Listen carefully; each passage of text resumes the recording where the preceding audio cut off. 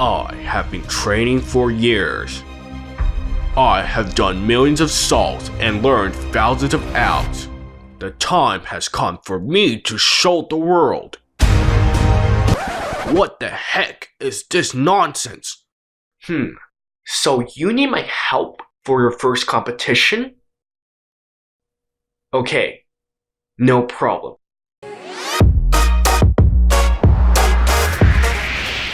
Hi, I'm Andrew, the Epic Cuber. And welcome to my channel where I do Rubik related content. And if you found that intro to be epic, smash that like button and subscribe. And let's get started. So I would recommend you to join a competition when you get around 1 minute, because mostly at a competition people are generally faster than that, and there's also something called a time limit, okay? And for example, over here, you can see over here, time limit for a 3x3 is 10 minutes, so if you go over 10 minutes, it's called a DNF. At certain events, there's also something called a cutoff. So for example, this 3x3 one-handed event, if you do not get below 1 minute in your first two solves, you cannot finish the 3 of the solves after there.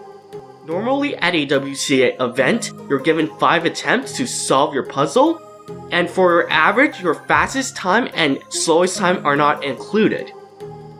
In order to join a WCA competition, you're going to go to the WCA website. Okay, and you're going to go to sign up.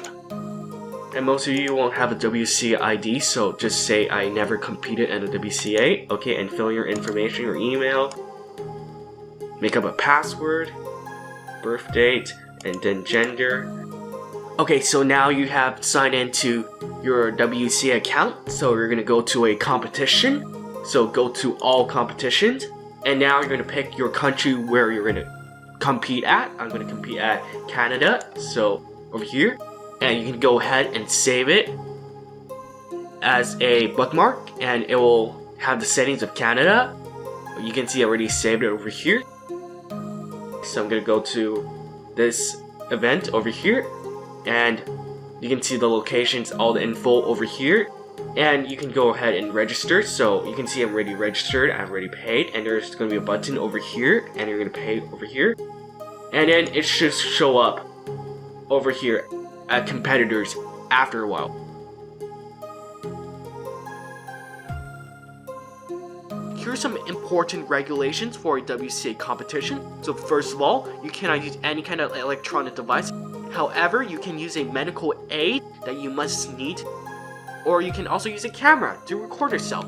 However, you cannot see the screen.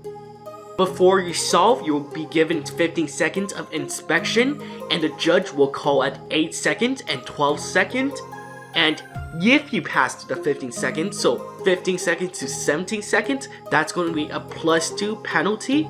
And if it's over 17, it will be called a DNF, or did not finish. If you get 2 of those DNFs, you will get disqualified. When you sit down before you compete, make sure to press reset, or else the timer will not start.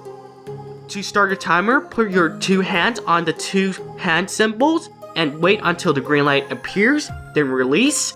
And to stop a timer, put your both hands on the hand symbol and it will stop. After you finish your solve and you hit the timer, if you're 1 move away, or like this is also considered 1 move since you can do this. And that's a +2, so if you're 1 move away, it's a +2. If you're 2 moves, like this, or any combination, it's going to be a DNF again. When the corner is twisted like this, that's called a corner twist, that's a DNF again. I will also recommend you to read the WCA regulations on the WCA website, so go to regulations and read Article 2, Compeitors, and read Article 5, Puzzle Defects, read Article 10, Solve States, and also read Article A, Speed Solving. If you found this video to be helpful, don't forget to hit the like button and subscribe. And anyways, see ya!